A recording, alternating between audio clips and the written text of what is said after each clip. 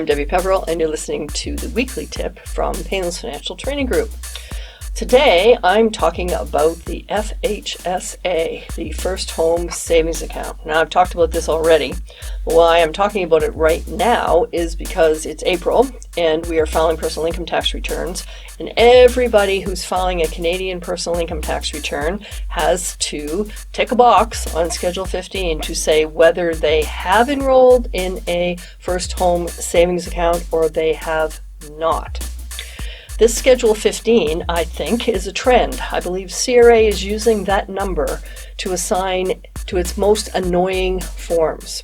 So Schedule 15 in a personal tax return is asking everyone in the country, do they have an FHSA or don't they? Schedule 15 in a T3 return was all the information about the settlers, the contributors, the beneficiaries, etc.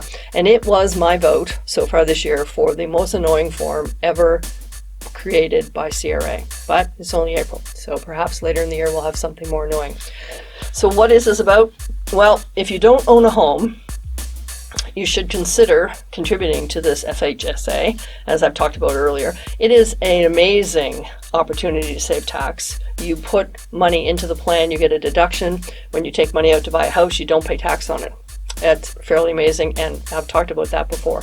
What I'm mentioning today is that when you're filing your tax return this year, you need to answer that question on Schedule 15, whether you have or have not created an FHSA. Even those of us who have owned houses for decades have to answer that question. So be sure to do that when you file your tax return.